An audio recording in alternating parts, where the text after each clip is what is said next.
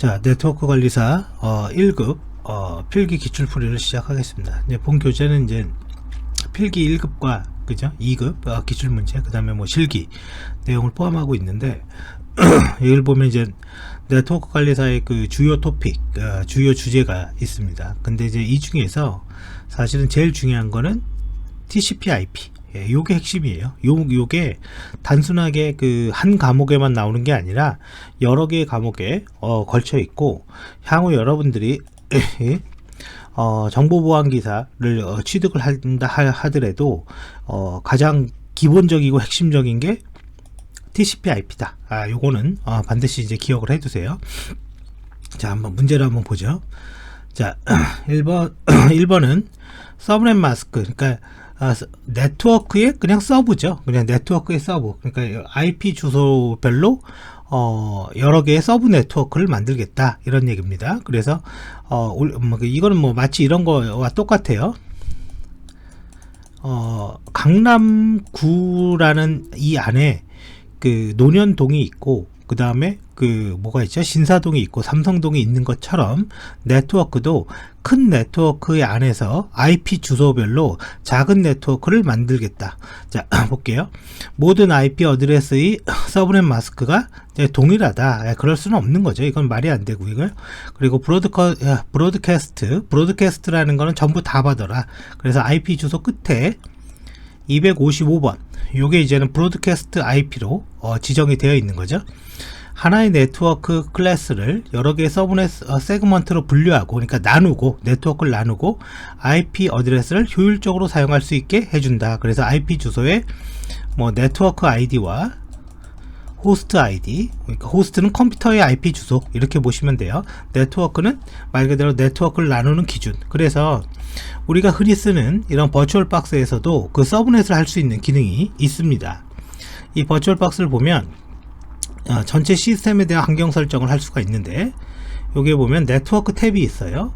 그러면 이 NAT 네트워크 해놓고 여기 더하기를 누르면 이렇게 추가할 수가 있습니다. 그러면 이제 각각의 서브넷을 중간에 3.0에 24 이렇게 되죠. 24라는 거는 1의 개수가 24개다. 그래서 이제 C 클래스다 라는 의미고, 얘도 마찬가지로, 근데 중간 번호가 다르죠. 똑같은 C 클래스이긴 하지만 이렇게 네트워크를 분류할 수 있다, 이거죠. 이런 게 뭐예요? 이게 서브넷이라는 거고, 그렇게 되어 있습니다. 자, 2번으로 가보죠. 2번, IP 버전 6에 대한 것으로 잘못된 것은 그냥 답이 딱 눈에 오네요. IP 버전 6는 32비트 주소로 되어 있다. 그죠? 128비트 주소로 되어 있고, IP 주소를 확장하기 위해서 사용하는 거죠. 그래서 IP 버전 6가 필요하게 된 동기는 현재 인터넷 사용자가 급증했기 때문에, 사실은 이걸 표현할 때 이건 참고로 알아두세요. more IP라고 합니다. 모든 단말에 IP 주소가 필요했다. 스마트폰도 IP가 필요하고, 뭐 TV도 IP 주소가 필요하게 됐다. 이제 그런 의미를 가지고 있는 거죠. 자, 3번 체크썸이라고 하면 무결성 검사 할 때 이제 사용이 되는 거고, 여기에서 IP 프로토콜이라는 거는 헤더만 검사합니다. 근데 이제 TCP나 UDP는 헤더와 데이터를 둘 다 검사를 한다. 그래서 올바른 것은 체크썸 필드를 0으로 하여 계산한다 라고 되어 있습니다. 그래서 체크썸 필드를 서로 계산을 해서 이제 0이 나오면 에러가 없다, 이렇게 보는 거죠. 자, 그 다음에 이제 계속 가보겠습니다. 자, 4번 문제 거죠. 호스트의 IP 어드레스를 호스트라는 말은 그냥 컴퓨터, 이렇게 해석하면 돼요. 컴퓨터와 연결되어 있는 네트워크 장치의 물리적 주소로 변화를 해준다. 그죠? IP 주소를 맥 주소 48비트죠. 맥 주소가 상위 24비트, 하위 24비트. 이건 이제 보안기사 때도 나온 겁니다. 그걸 바꿔주는 게 ARP가 되는 거고, 반대로 물리적 주소를 IP로 바꿔주는 건 RARP라고 되는 거죠. 그래서 여기에 이제 ARP-A 윈도우로 치면 이렇게 나온다, 이겁니다. 자, 그 다음에 볼게요. 네트워크 IP가 뭐 203인 뭐 네트워크에서 서브넷은 25개의 호스트가 필요하고, 가장 많은 서브넷을 유지할 때, 그러니까 컴퓨터의 개수가 25개가 필요하다 이거죠. 그리고 나머지는 다 네트워크 아이디로 쓰겠다, 뭐 이런 얘기가 되는 것 같아요. 자, 그러면 풀이 한번 봐보죠. 자, 이거는 이제 C클래스 주소이고, 그러니까 255.255.255.0이니까 요 0 하나가 8비트가 되는 거죠. 8에서 서브넷당 25개의 컴퓨터에다가 IP를 주겠다 이거죠. 그래서 25개를 주겠다라는 거고, 자, 그래서 네트워크 아이디를 제외한 호스트를 계산하면 뭐 2의 7승, 6승, 5승에서 255, 224가 된다 이거죠. 자, 그래서 이제 지금 여기에서 244가 되는 거는 요 숫자 때문에 그런 거죠. 요 숫자가 컴퓨터는 배수로 계산을 하니까 1, 2, 4, 8, 16, 32, 64, 128, 그죠? 그래서 요 1의 비트의 합계를 계산하겠다 이거죠. 거기에 네트워크에다가 IP를 주겠다라는 거고, 호스트의 개수는 하나, 둘, 셋, 넷, 5개죠. 2의 5승까지 컴퓨터에다가 IP를 주겠다라는 의미를 가지고 있습니다.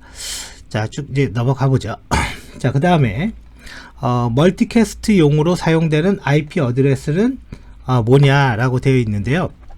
이거는 이제 IP 대역이 이제 지정되어 있는 거고, 여기 멀티캐스트라는 건 뭡니까? 그룹에 등록된 사용자만 전송받을 수 있게 하는 거고, 자, 그래서 이 멀티캐스트는 요거까지 같이 알아두셔야 돼요. D클래스를 사용하고, 앞에 예약이 되어 있어요. 1110으로, 그죠? 요 숫자까지. 2는 필요 없습니다. 그래서 224부터 239까지 이렇게 사용하고 있다라는 거고요. 자, 그 다음에 이제 7번. UDP에 대한 설명으로 올바른 것은 뭐냐? OSI 7레이어에서 전송 계층, 즉 트랜스포트 계층에 속하며, 맞죠? 트랜스포트 계층은 UDP와 TCP 두 개 있습니다. 데이터그램 방식의 비연결이다, 즉 네트워크에 이제 뿌린다, 이제 그런 얘기인 거고요. 전자우편, 이건 SMTP고 응용 계층, 애플리케이션 계층에서 돌아가는 거고요. 네트워크 구성에서 패킷을 보내기 위한 하드웨어 주소를 정한다, 아니죠. 애플리케이션 레이어의 신뢰적인 데이터 전송을 한다. 신뢰적인 데이터 전송을 하는 거는 트랜스포트 계층의 TCP를 말하고 있습니다. 자, 그 다음에 이제 8번 볼게요. DNS. DNS는 결론은 이제 URL을 주면 IP를 주는 거죠. DNS의 리소스 레코드. 레코드라는 말을, 그냥 이 레코드가 뭐 좀 말이 어렵거든요. 그냥 명령어라고 생각하시면 돼요. 명령어. 자, 그래서 DNS 명령어, 호스트들과 서브 도메인 정보를 저장하는 좋은 데이터베이스를 유지하고 있다. 자, DNS 서버에 사용되는 리소스 레코드에서 IP 어드레스에 대해서 DNS의 이름을 제공하는 명령어는 뭐냐라고 물어보고 있는 거죠. 자, 그러면 원래 DNS라는 건 뭡니까? URL을 주면 IP 주소를 주는 게 정상이에요.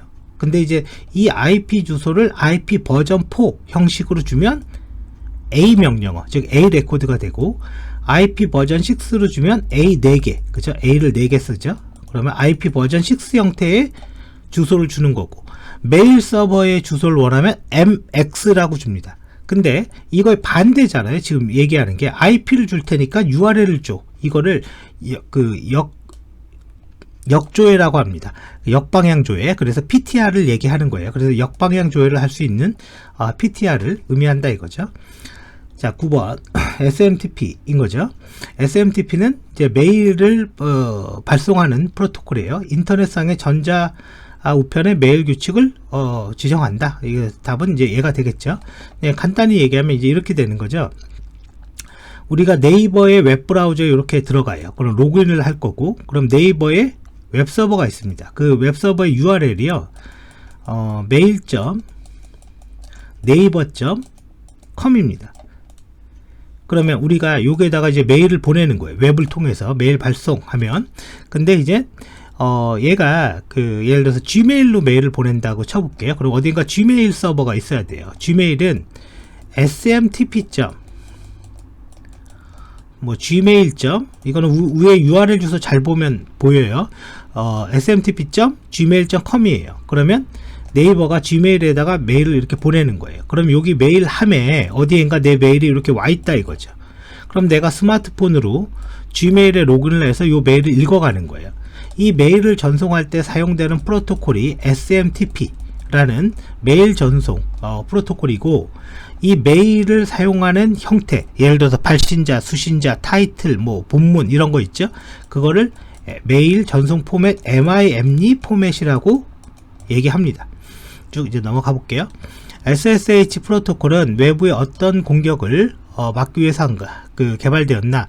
일단 SSH라는 거는 원격으로 이제 연결을 하는 이제 프로그램의 이름입니다. 그래서 지금 이제 여기 보면 이제 이건 이제 리눅스인데요. 리눅스에서 SSH를 이렇게 이제 실행해 주면 22번 포트를 씁니다. 그래서 SSH가 listen, 연결을 기다리고 있고 22번 포트를 쓴다, 이런 걸 확인이 되면 이제 리눅스의 IP를 좀 보려고 요 창을 연 것 뿐인 겁니다. 자, 그러면 이제 푸티라고 뭐 인터넷에 있습니다. 푸티라는 데 들어가서 SSH로 이렇게 원격으로 들어가면 자, 이렇게 이 원격 서버에 이런 식으로 로그인해 갈 수 있는 서비스죠. 그래서 이 컴퓨터 안에 어떤 작업을 할 수 있게, 그래서 다시 이걸 봐보면 이 스텝 리시드 연결이 되었다. 어디냐? 10.0.2.15로 연결이 됐는데 이거는 요 컴퓨터입니다. 어디에서? 10.0.2.2에서 연결을 했다. 이 스텝 리시드니까.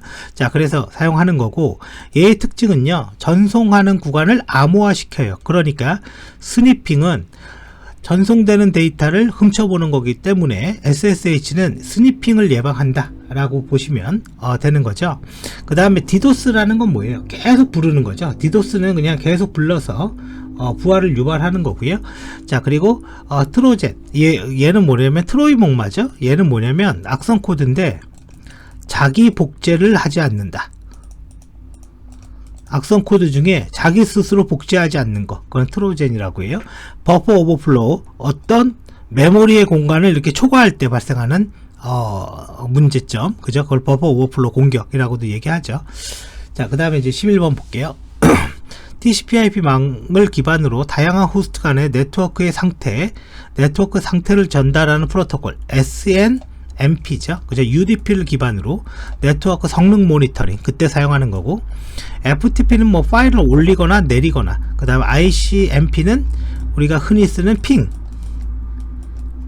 핑이라는, 그죠? 네트워크 연결 명령, 네트워크 연결 상태 확인할 때 쓰는 거.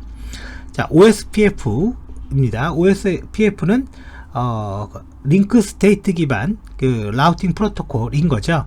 자, 옳지 않은 것은 볼게요. 네트워크를 거리를 결정하는 방법으로 홉의 카운트, 이거는 디센트 벡터 거리 기반 알고리즘을 얘기하는 거고요. 얘의 대표적인 건 RIP가 있습니다. 그래서 얘는 완전히 다른 얘기죠.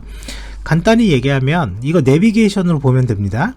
목적지까지 경로를 결정하는데 교차로의 수를 계산해서 경로를 잡아주면 이 디센트 벡터, 즉 거리 기반 알고리즘, 그 다음에 차량이 얼마나 막히는지 안 막히는 것까지 계산해서 알고 해주면 링크 스테이트 OSPF가 되는 겁니다.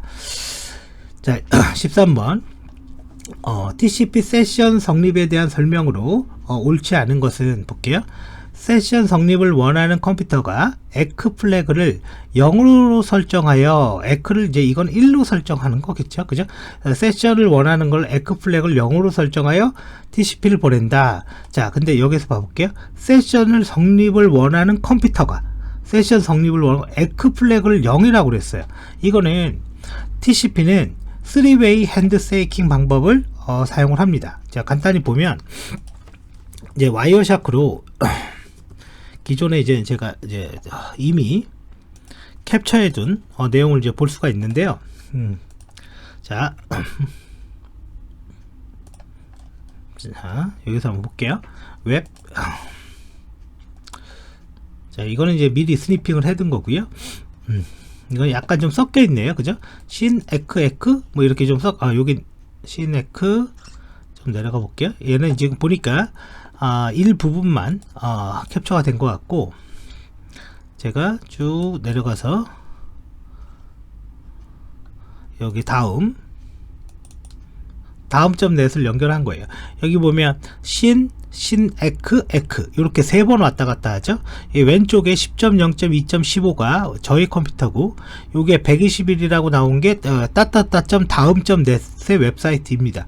그래서 첫 번째 씬을 보낼 때 TCP 프로토콜 보면 여기 씬에다가 플래그지에 씬에다가 1을 세팅해서 이렇게 보냅니다. 그러면 요게 뭐냐, 나 연결해 주세요 라고 얘기를 하는 거고, 두 번째 다음이 나한테 보내는 거예요. 그죠? 다음이 10.0.2.15한테, 그럼 얘가 응답을 해줘요.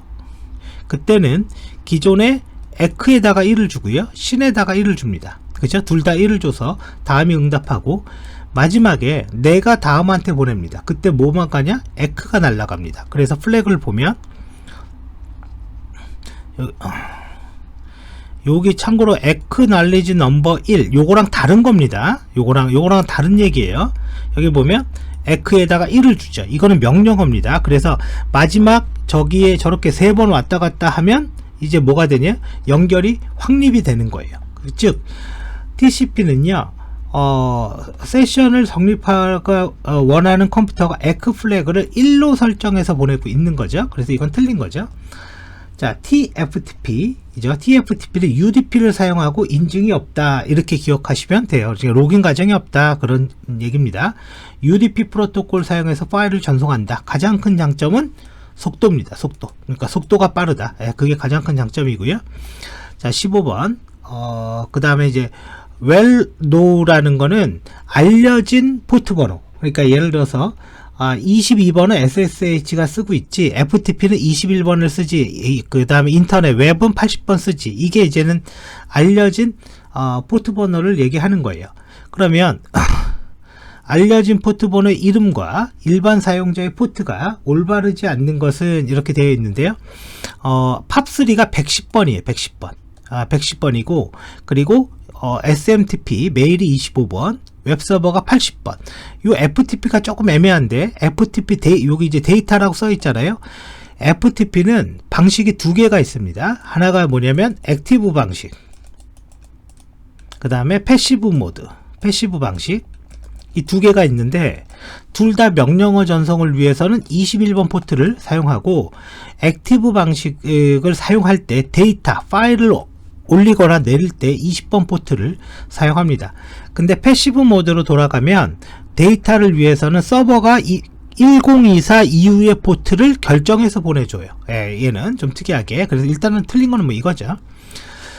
자, 그래서 지금 제가 얘기하는 것들을 좀 알고 있으면 보안기사 공부할 때 정말 좋아요. 자, IP 어드레스 할당에 대한 거로 옳지 않는 것은 뭐냐, 127.0.0.1은 루프백, 자기 자신이란 뜻입니다. 사용되는 특별한 주소이다. 자, 지금 16번에 100 맞죠? 루프백은 자기 자신인 거죠. 그래서 우리가 그냥 어떤 네트워크 인터페이스 카드를 봐도 윈도우도 마찬가지인데 if config 이렇게 치면 기본적으로 루프백은 항상 들어가 있습니다.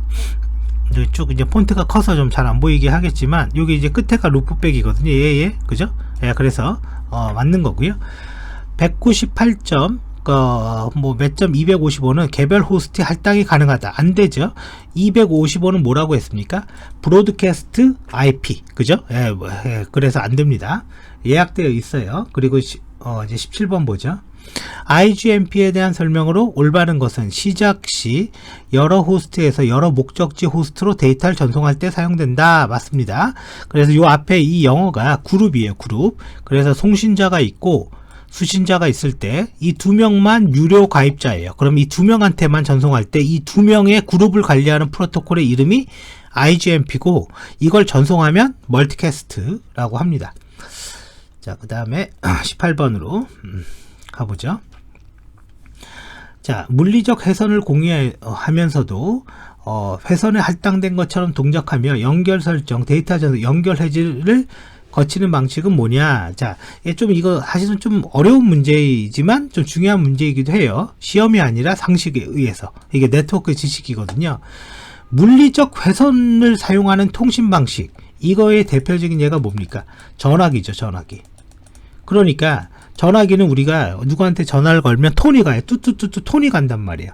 그러다가 전화를 받으면 물리적 선로를 독점하는 거예요. 그죠? 그게 회선 교환입니다. 회선. 예, 그런 방식이. 그런데 전송할 때마다 경로가 달라. 그게 우리가 아는 인터넷이죠. 그래서 메시지 교환, 그죠? 혹은 뭐 데이터그램이라고도 얘기할 수가 있어요. 자, 근데 이 두 개의 장점, 즉 인터넷과 해선 교환의 장점을 합친 게 가상 해선 방식이에요. 네트워크의 대역이라는 거는 그냥 전송 속도라고 생각하세요. 쉽게 생각하는 게 좋습니다. 그래서 이게 100메가라고 쳐볼게요. 그럼 1초에 내가 100메가를 보낼 수 있는데 나 혼자 통으로 쓰는 것보다 이렇게 나눠서 여기는 A군한테 독점적으로 10메가를 딱 줘버려요. 그러면 A군이 통신을 할 때는 무조건 요 10메가를 내가 안정적으로 쓸 수가 있는 거야. 그래서 이게 가상해선 방식이라는 거예요. 할당된 것처럼 이라는 말이 이런 뜻입니다. 그래서 얘는 안정적으로 빠르게 통신할 수가 있어요. 근데 이제 사용자의 수가 많아지면 문제가 발생하겠죠, 얘도. 그래서 이러한 통신 방식이 뭐냐? ATM이에요, ATM. 그리고 이 ATM이 발전된 게 MPLS입니다. MPLS 이렇게 쓰고 있다 이거죠. 자, 그 다음에 이제 19번 다음 통신의 무선 통신 기술을 명칭하는 것은 뭐냐라고 되어 있어요. 이게 굉장히 어려운 문제예요, 사실은. 이거 일반적으로 3.1에서 10.6의 대역에서 매우 넓은 대역에 걸쳐서 낮은 전력으로 이거 딱 그냥 UWB입니다. 이 통신이 뭐냐, 이게 무슨 말이냐면 통신의 주파수라는 게 있는데 우리가 와이파이에 쓰잖아요. 그게 보통 몇 기가입니까? 2.4GHz, 그죠? 2.4GHz를 이렇게 사용을 하고 있어요. 즉 우리 와이파이라는 건. 그리고 5GHz도 있습니다. 자, 그리고 나서 우리가 그 핸드폰으로 전화하죠. 그게 2GHz를 이렇게 쓰고 있단 말이에요. 그 다음에 뭐 기타 통신들이 이렇게 쓰고 있습니다. 그러면 지금 이게 이제 문제가 뭐냐면 기존의 특정 그 주파수 대역을 점유해서 통신을 하잖아요. 근데 지금 말하는 UWB는 뭐냐면요, 이런 거 무시하고요, 이렇게 넓게 씁니다. 통신을 이렇게 넓게 쓰면 어떤 일이 일어납니까? 이런 다른 통신들과 충돌이 일어나서 통신이 안 돼요, 얘네들이. 그죠? 예, 똑같은 주파수를 똑같이 쓰면. 근데 여기에 핵심적인 내용이 있어요. 반드시 낮은 전력을 써야 돼요. 그래서 위에가 전력이에요, 전력. 낮은 전력을 쓰면요, 다른 통신들이 이거를 노이즈 정도의 그 장애라고 생각을 해서 에러 처리로 복원이 됩니다. 그래서 넓은 대역을 쓸 수 있는 그 방식, 그게 바로 UWB가 되는 거죠. 그죠? 자, 이게 좀 어려운 내용입니다, 이게. 원래는. 자, 그 다음에 이제 20번 가보죠. 자, 베이스밴드 시스템보다 브로드밴드 시스템이 더 많은 데이터 전송을 할 수 있는 이유는 뭐냐? 여러 개의 주파수로 여러 개의 채널이라는 말은 사용자에게 서비스할 수 있는 단위, 이렇게 보시면 돼요. 우리가 TV에서도 7번, 11번 이렇게 있죠. 채널이라고 하죠. 그걸 얘기하는 거예요. 사용할 수 있다. 그러니까 지금 그 브로드밴드라는 거는, 자, 요렇게 보면 돼요. SK텔레콤이요, 우리가 이제 주파수라는 걸 과학기술정통부에서 임대를 받아서 쓰는 거예요. 특정 기간 동안. 그럼 SK텔레콤이 옛날에 CDMA를 위해서 800MHz를 임대받았고요.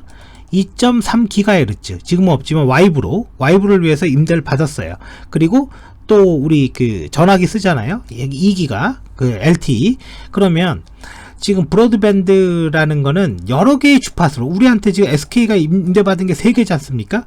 근데 와이브를 쓰지 않다고 이걸 놀리기는 아깝잖아요. 그리고 800MHz CDMA, 이것도 아깝잖아요. 지금은 WCDMA입니다. LTE라는 게 지금 우리가 쓰는 전화. 그래서 여기에다가 데이터 조금 보내고 요게 보내고 이렇게 보내서 이렇게 합쳐서 하면 조금 더 빠르게 통신할 수 있지 않습니까? 그게 브로드밴드라고 하는 거예요. 그래서 SK가 옛날 이름이 뭡니까? 그 SK 브로드밴드죠, 이름 자체가. 이걸 얘기하는 겁니다. 자, 그 다음에 이제 21번 보죠. 광통신 전송로의 특징으로 옳지 않은 것은 이라고 되어 있는데, 자, 협대역이라는 말이 참 한글로 참 어려운 말이죠. 이건 좁은 대역폭을 의미한다. 그렇지 않아요? 1기가 를 보낼 수가 있으니까요. 자, 그래서 광은 이렇게 보시면 돼요. 고무 케이블에 위에 유리막 이렇게 돼 있어요. 그럼 빛을 이렇게 반사해서 쏘는 겁니다. 이렇게 반사해서. 예, 그러니까 얘는 직진성의 특성을 가지고 있고 대용량의 데이터를 보낼 수가 있어요. 빛으로 가니까. 근데 우리가 빛의 색깔에는 빨주노초 파란불 7개 무지개 색깔이 있죠. 그래서 기본적으로 7개로 분할해서 빛을 쏠 수가 있어요. 근데 이걸 조금 더 많이 분할하면 7개 이상도 가능하거든요. 그게 DWDM이라는 장비예요. 예, DWDM. 그래서 많은 양의 데이터를 동시에 쏠 수가 있는 거죠. 자, 뭐 DWDM까지는 여러분들이 뭐 모르셔도 관계없어요. 자, 전송한 프로그램 순서에 관계없이 단지 손실된, 그러니까 내가 1번 보냈어, 내가 2번 보냈어, 내가 3번 보냈어. 그럼 1, 2, 3 3개 보냈단 말이에요. 근데 얘가 응답이 오는 거야. 나 2번까지 받았어. 그러면 이 이후의 거를 모두 다 보낸다. 그게 고백엔 방식인 거고요. 나 2번이 빠졌어. 이렇게 얘기하면 선택적, 즉 셀렉티브가 되는 겁니다. 자, 뭐 어댑티브는 두 개 다 합쳐 쓰는 거고요. 어댑티브는. 자, 그 다음에 23번 보죠. 아날로그 신호를 디지털 신호로, 이건 완전 정보 처리 기사 문제죠. 아날로그 신호를 디지털로 변환하는 것. PCM 변조, 표본화 양자와 부호화. 그죠? 이거 저도 지금도 외우고 있어요. 이게 무슨 말이냐면, 지금 저의 목소리는 이렇게 음이 크거나 낮거나 크거나 이렇게 되잖아요. 이러한 음성의 주파수를 디지털로 바꿀 때 특정한 기준으로 0, 0, 1, 1. 그래서 요쪽 파장에 위치하는 거는 0, 0이니까 0, 0으로 바꾸고 요쪽 파장인 건 0, 1 이렇게 디지털로 변환합니다. 이러한 변환 과정을 PCM 변조라고 이야기를 하는 거고요. 그래서 답이 1번이죠. 다음 지문이 설명하고 있는 거는 뭐냐라고 되어 있습니다. 자, 뭐 이건 뭐 네트워크의 뭐 사원의 키로수가 이거 그냥 프리보고 하죠. 다 읽기가 그러니까. 자, DLNA 뭐 그렇게 중요한 지식은 아닙니다.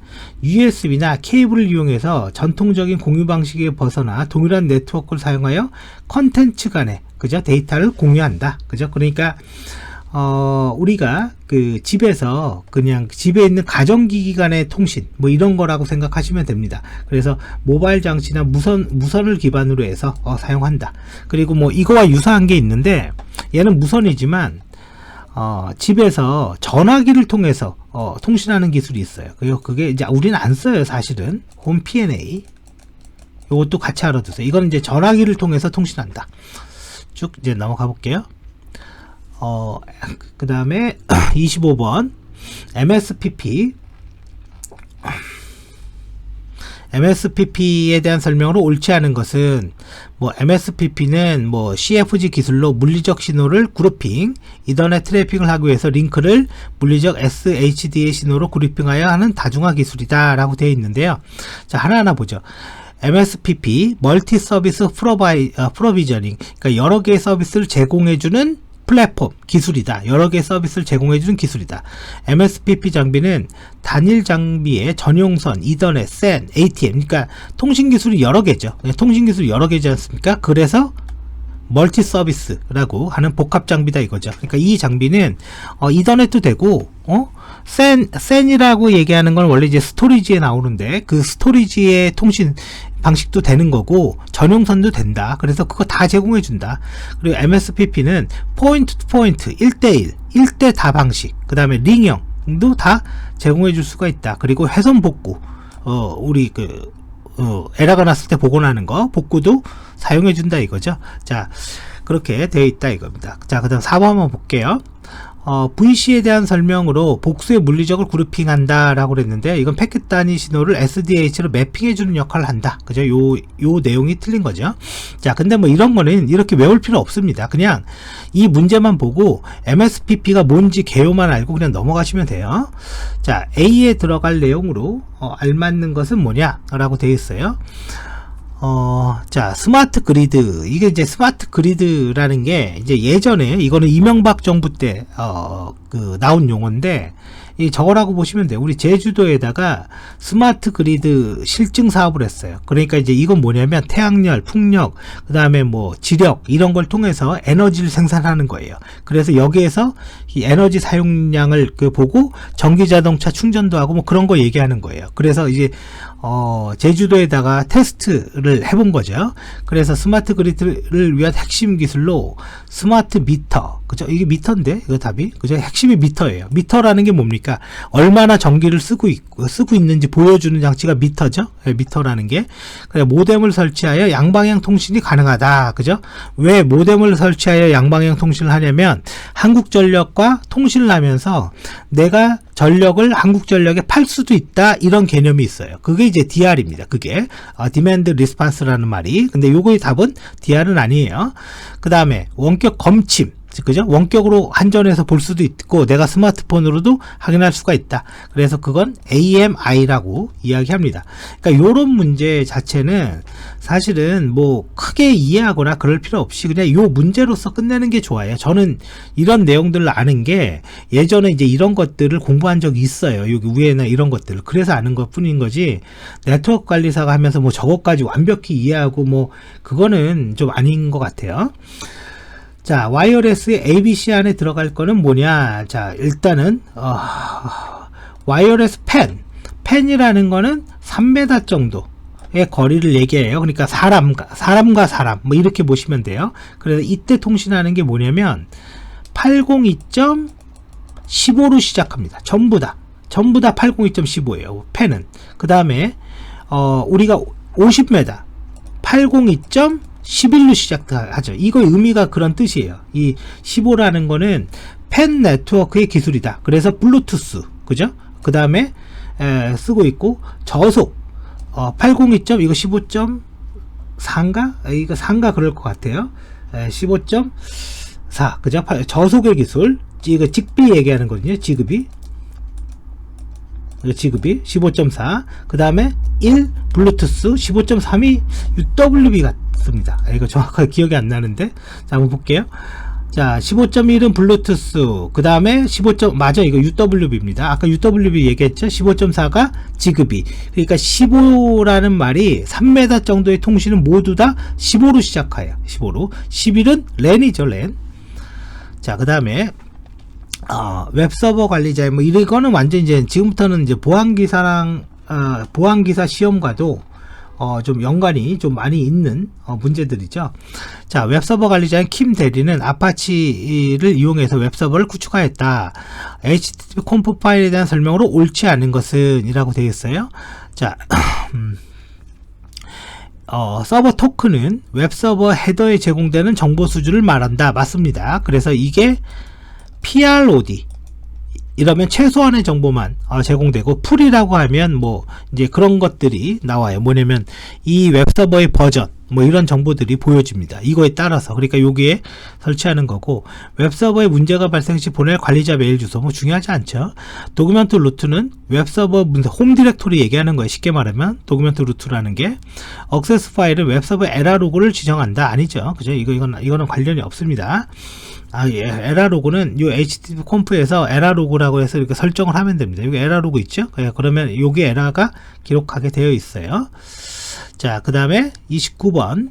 29번은 이제 마운튼에 대한 문제네요. 마운튼이라는 건 뭡니까? 연결한다. 이렇게 해석하면 돼요. 리눅스 관리자 팍은 IP 주소가 ABCD이고 사용자 아이디, 패스워드가 뭐 어드민, 뭐 패스워드인 삼바라는 거는 네트워크 관리사가 굉장히 많이 나와요. 삼바 별로 중요하지도 않는데, 그러니까 공유 폴더라고 생각하면 돼요. 데이터 디렉토리를 넷으로 이용해서 연결한다. 해당 작업의 명령어와 옵션으로 맞는 것은 뭐냐? 이건 뭐 그냥 커맨드죠. 뭐 삼바 파일 시스템, FS는 파일 시스템, 그죠? 삼바 파일 시스템을 나타내고, 유저 아이디는 어드민, 패스워드, 그 다음에 IP 주소는 여기에 데이터를 넷으로 연결해라. 그러니까 이거 뭐 문법입니다. 문법. 그냥 요대로만 보시면 될 것 같아요. 자, 그 다음에 30번이죠. 자, 서버 관리자 팍은 메일 서버를 위해서 샌드 메일을 이용하고 있다. 샌드 메일은 메일을 발송하는 그 공개 소프트웨어인 거죠. 다음 설명 중 옳지 않는 것은 뭐냐? 자, etc 밑에 메일 밑에 액세스. 사실 요게 제일 중요하죠. 이게 이제는 권한 같은 거, 메일을 뭐 예를 들어서 받을 건지 혹은 말 건지, 그죠? 그런 것들을 결정하는 거예요. 메일 서버로 접근한 호스트나 도메인의 접근 제어다. 그죠? 이거 맞는 말입니다. 아, 옳지 않는 걸 찾는 거군요. 자, etc 밑에 메일 밑에 그 로컬 호스트 네임은 메일 서버에 사용하는 호스트의 이름을 사용한다. 그죠? 이거는 잘못된 거예요. 대신 CW의 호스트 이름을 설정한다. 자, 이렇게 알아두시면 되고, 중요한 거는 요거다. 이게 답은 아니지만 이게 훨씬 중요합니다. 그래서 이 액세스가 리젝트 할 거냐, 이 메일을 리젝트 할 거냐, 디스카드 할 거냐, 혹은 릴레이 할 거냐, 그런 걸 설정하는 게 액세스라는 파일이다. 자, 31번 서버 담당자 정 대리는 윈도우 서버 2016 이벤트 뷰어, 이벤트 뷰어가 뭐예요? 그러니까 윈도우의 모든 로그들을 기록하는 거죠. 정책에 따라 로그를 확인한다. 이벤트 수준 항목에 옳지 않는 것은 뭐 디버그는 없죠. 그래서 오류 감사 위험 경고, 그죠? 이렇게 나온다 이거죠. 자, 쭉 넘어갑니다. 자, 일단 여기까지 하고 끊고 하겠습니다.